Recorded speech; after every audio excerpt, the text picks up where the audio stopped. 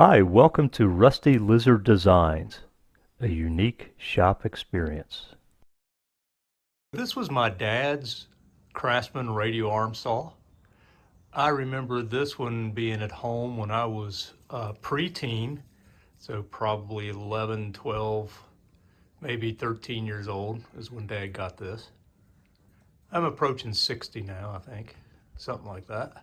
But anyway, I remember using this when I was living at home to make some of my first woodworking projects. So Dad passed away a couple of years ago and I brought some of his tools into my shop. And I think I'm going to use this radial arm saw as a mainstay in my shop to replace the miter saw. Now, I'm not going to get rid of the miter saw because it's too valuable, especially if I need to take it to a construction site or to zip out something quickly. But I think after I replace the table on this, maybe do something with that base. I don't like those wide legs. I may bench mount it or something. I'm not sure what I'm going to do with it yet. But the first thing I need to do is clean it up, get this old table off of here and get it replaced, and then figure out how or what I want to do to mount that base, and maybe to add some T-track for stops or whatever. But that's my goal. So let me get cleaning on this. All right, so the table won't come free yet, and I started looking around and I got these two bolts coming from the underside, but they're not visible here.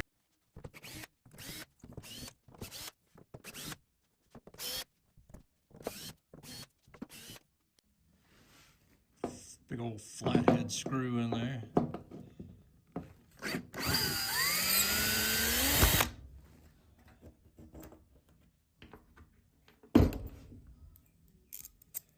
And then there was another one.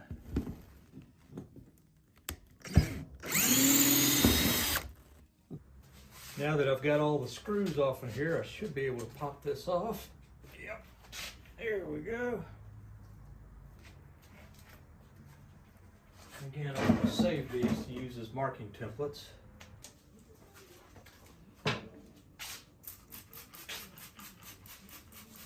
That's right, I'm spraying it with 409. What are you haters going to say about that? Oh, you better not spray that, it'll cause it to rust.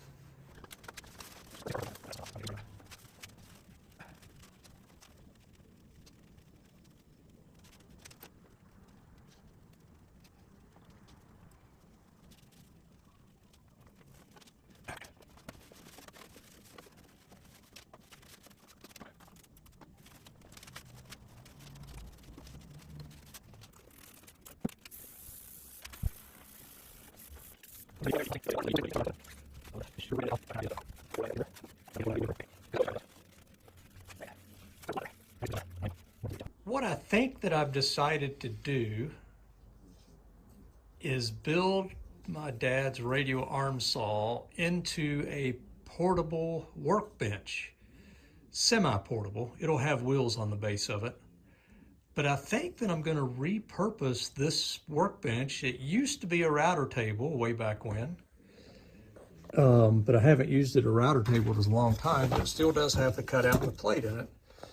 But I've got it wired up for electricity, and then I've got a good support built in, and it's 18.5 inches between these two already. And that's the dimension of my radial arm saw base. So let's have a quick look at that. So the distance here to here is a little over 18.5, or a little under 18.5 inches, and that's a little over 18.5 inches. So I think I'll take the saw off of the stand, get rid of this whole lower stand because it's kind of a pain anyway, and just mount the top half of the saw. Obviously, I'm going to get rid of that bench top here and put a new one on, but I think I'm going to set the saw down in this workbench, build framing around it as needed, put a new table on it, obviously, and then put some drawers and maybe a cabinet or something underneath there. What do y'all think?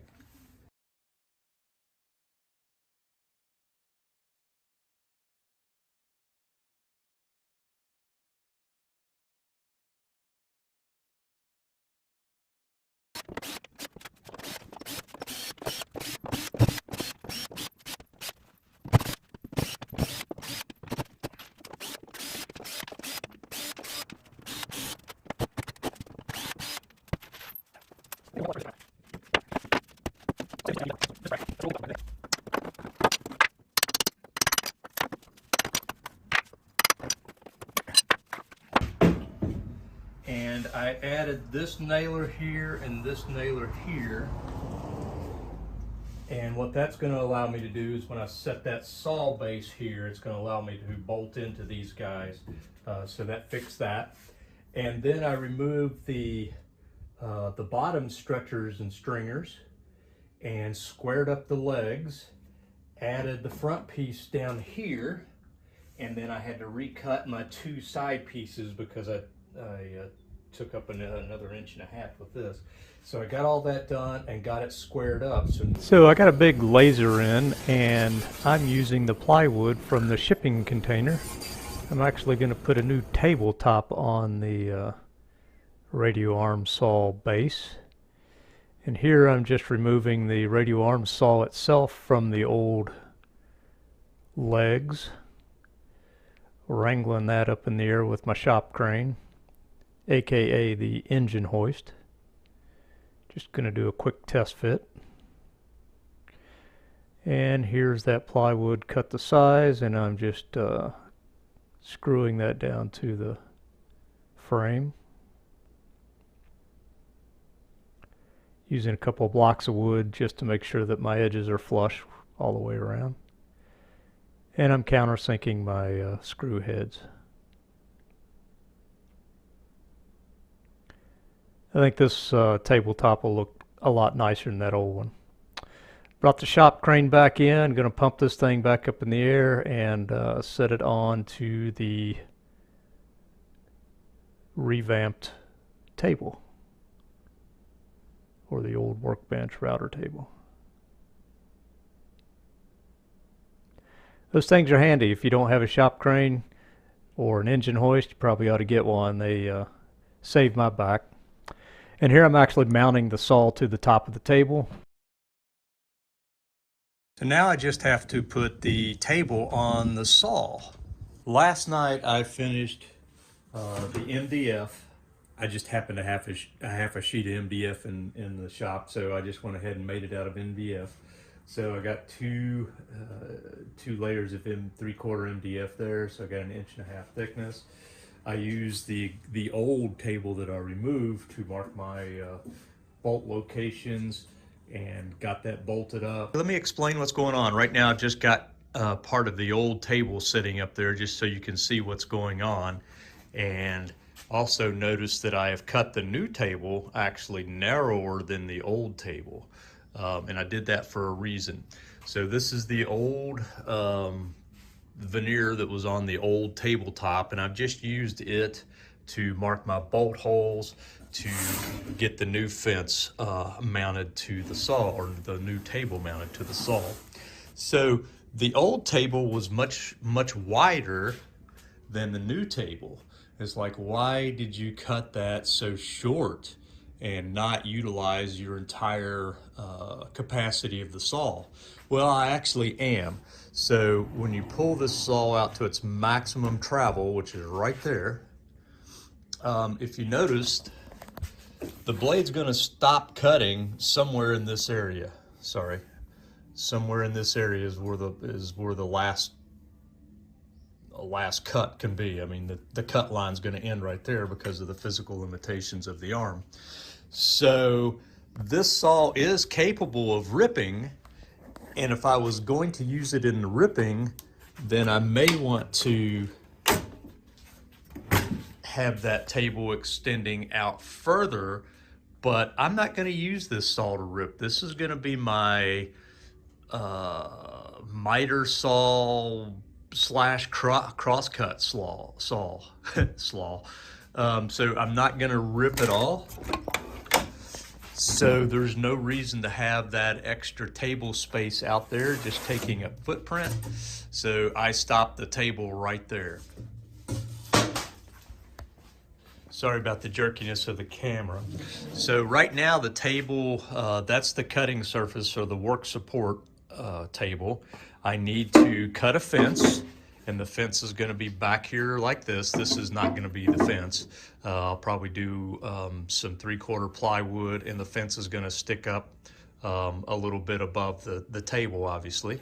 And then behind that, and this is just an example, there will be another piece of table like that, which is going to be much wider, and then these clamps will hold all that together so you can change the fence or move the fence back or whatever you need to do there. I'm getting ready to cut for my fence.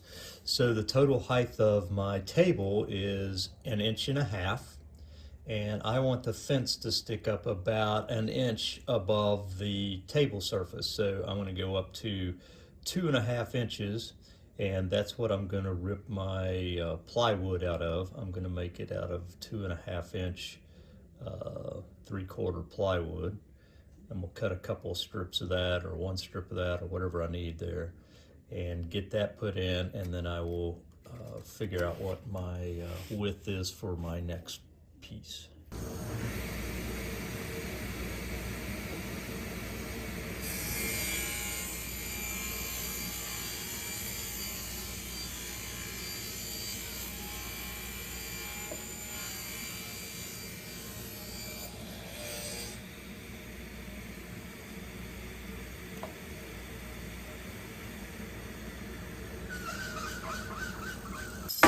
This is a test, just a test fit. I'm going to make a double fence. So that's exactly where I want that. Perfect. Now it looks like I got a little bit proud here, so I can hang my fingernail on that. And this would, if this was the real fence, this would be my working surface that my work would go against. So I don't want this overhanging that. So I will probably have to run this top board maybe through the router table or something, just to take off a little bit and let that top one just a little bit, so that track will sit on top of there.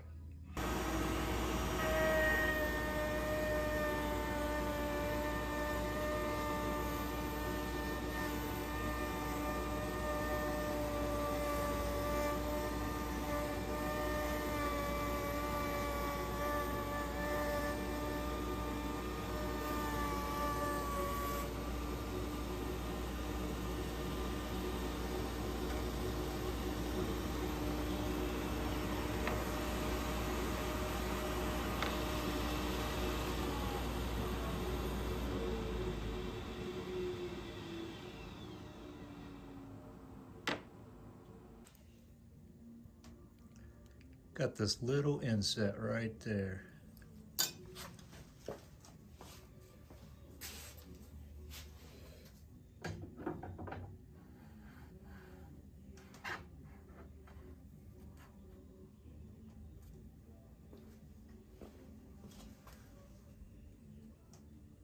Over at the drill press, I am going to countersink some pre-drilled holes to glue and screw the two fences together.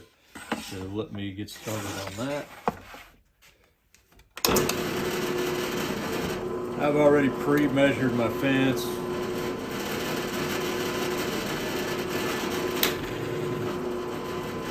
And I don't need a lot of screws, every 4 or 5 inches or so. And I'm just eyeballing that. And that's my exclusion zone. That's where the saw blade will come through the fence.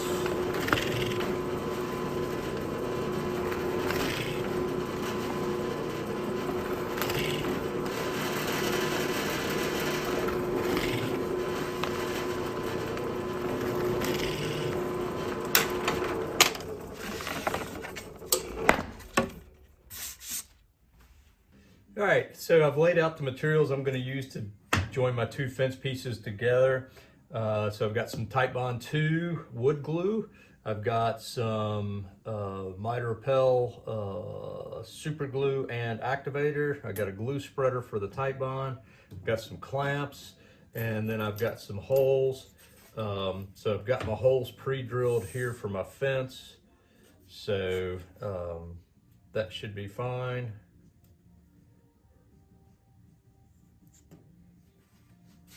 Gotta make sure I orient it properly, because that's the exclusion zone where I don't want the saw blade.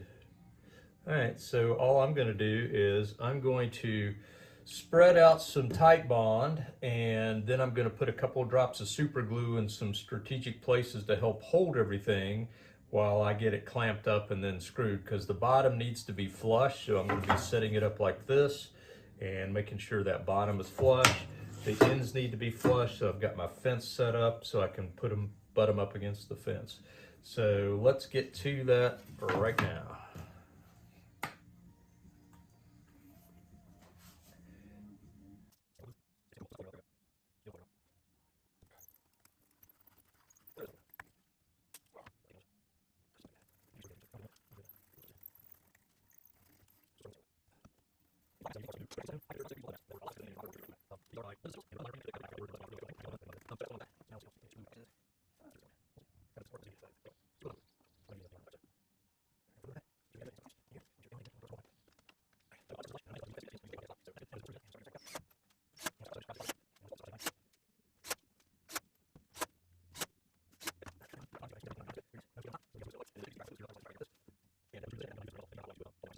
I have the fence temporarily clamped in place to the table, and now I'm going to get my measurements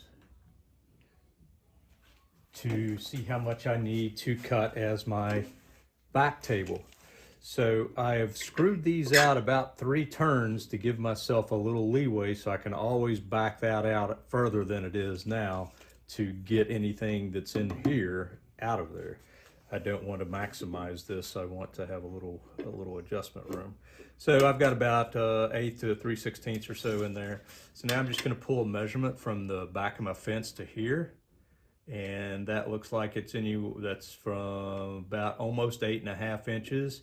So I could do that, or I could come on up here and cut me a piece that's 8.25 inches, and that's going to give me plenty of room here, not only to jam it in that direction by twisting this, but also because I haven't maxed this out, I can always back it out and easily remove that piece. So I think that's what I'm going to do. Is I'm going to cut a piece of plywood that is 8.25 inches wide, and that will clamp in right behind these guys, and hopefully that will pretty much finish the build. And I'm actually going to put a piece of hardwood up against those, and then slide the plywood in there like this. Get all that evened up.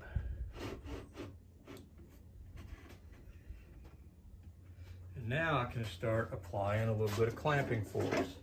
And that'll straighten that board out.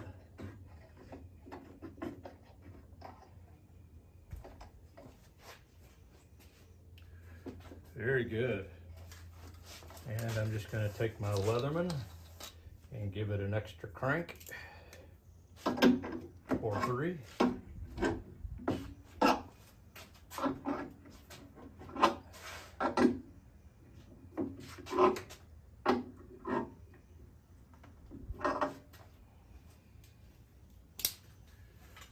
Alright. So that is the new radial arm saw fence. And now I'm going to lower the arm down and until the blade is just making a curve and scratching just below the depth of the table. And once I get that set, then I'll push it back and go through the fence, making 1 pass, and then we'll get the square out and see where we're at.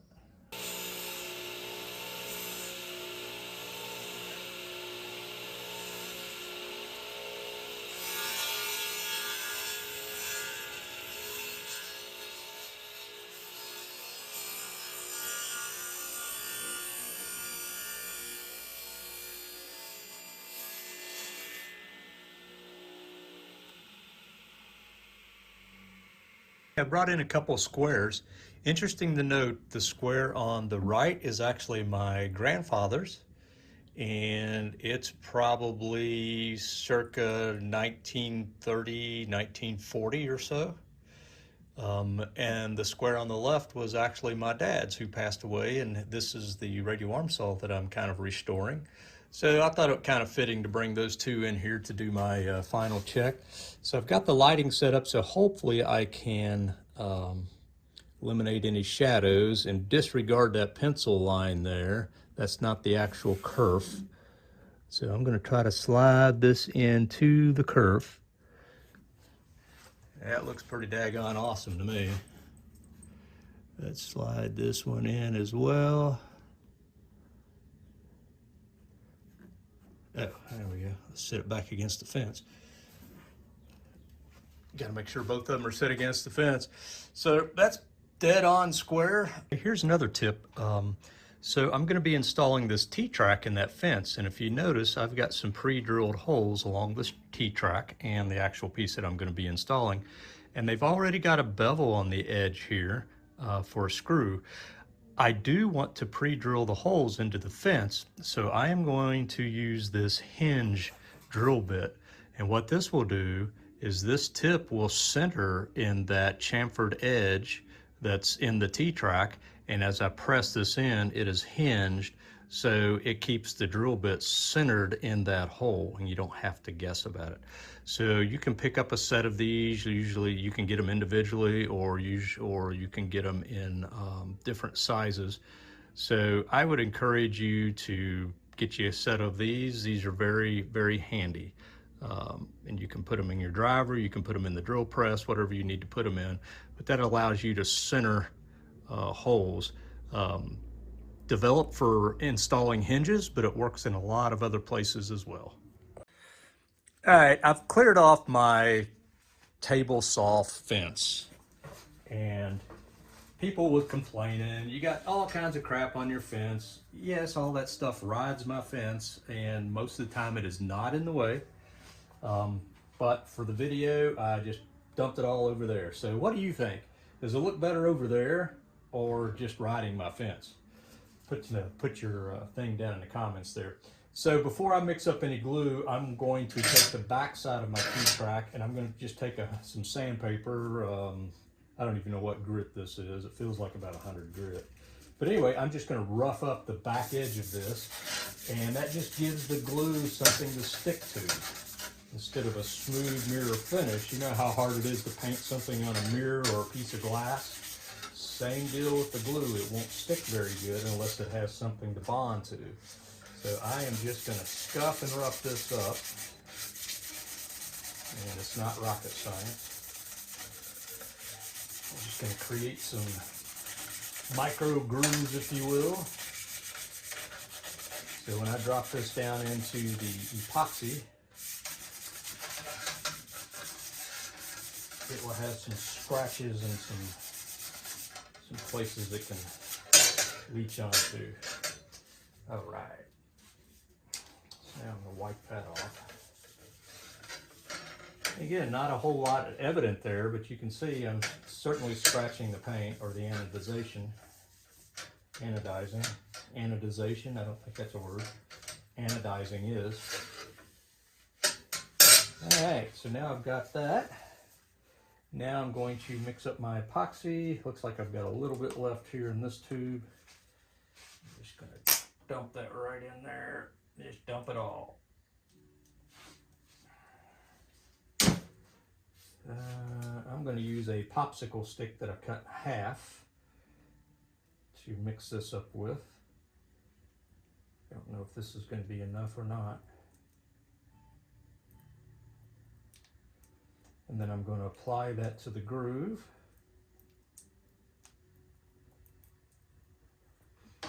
And then mix up more if I have to.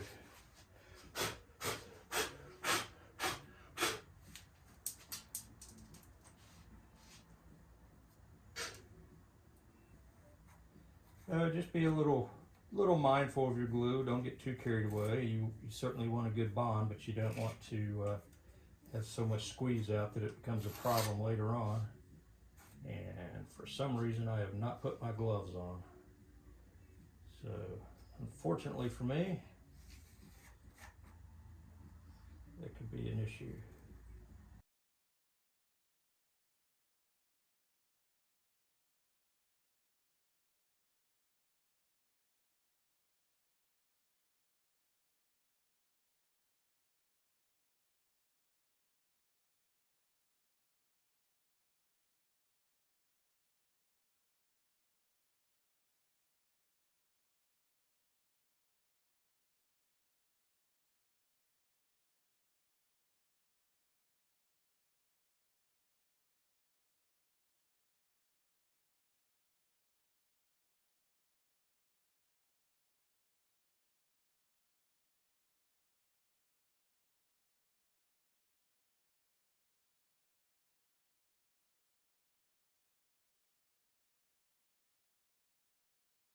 Let's do a quick walk around and see what we got going on there. So you can see the T-track, got a nice flush reveal, nice flush on the top. I don't know if you can get in there and see that. Got a little bit of glue coming out, that's okay, I'll clean that up when it dries. Other than that, this fence and T-track is ready to go. Okay, I'm gonna do this in 2 passes. And I've got my plunger router set up. I've got a straight edge here that I can ride my base against. And I'm gonna mill a slot that's 3/8 of an inch deep, 3/4 of an inch wide. This T-track will drop into. I've used the T-track to set up my depth blade, and then I'm going to use my stops here to do this in 2 passes. So the first pass will be about 3/16, and then the next pass will be about 3/8. So that's what I'm getting set up for now. Got to put my headphones on. Put my battery in. This is a big bit, so I'm going to dial it down a little bit.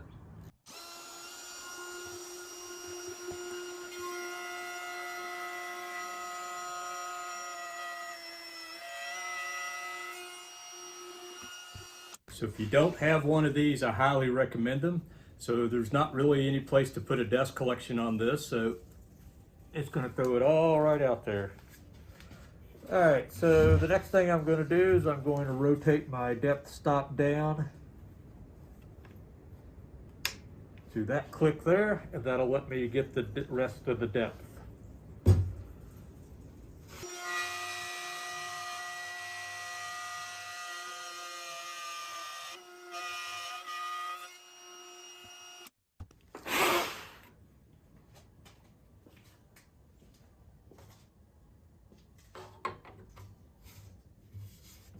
Perfect.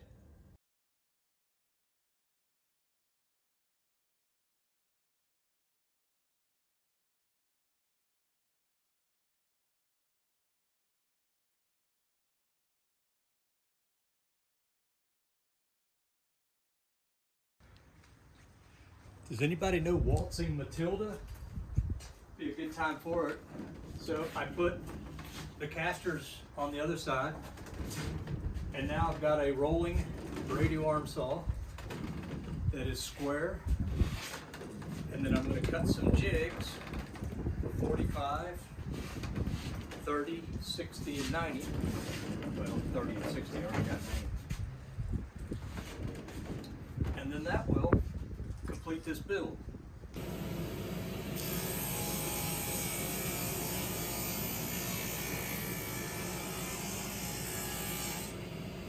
Can you see where I'm going with this yet? It's going to be my stop block. Only I'm going to make a couple of them out of that. And it's going to ride that top fence. I'll drill a couple of holes, put some knobs on it, T-nut, and it's going to be a great stop block.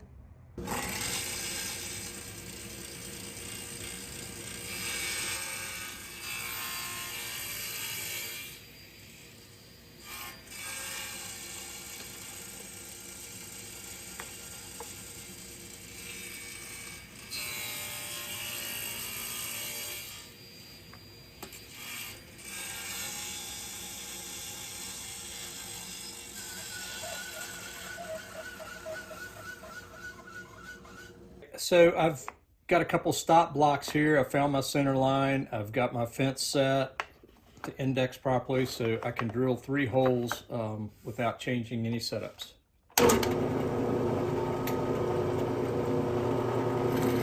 I'm using my wood owl bits made specifically for wood. They got a nice sharp brad point on them. Cuts a nice clean hole. Very minimal tear out there.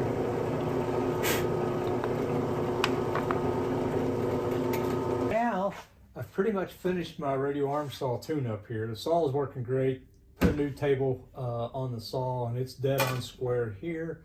I added T-track into the front of it for some hold downs, and I've also got some jigs that I'm going to cut out so I can clamp them into place.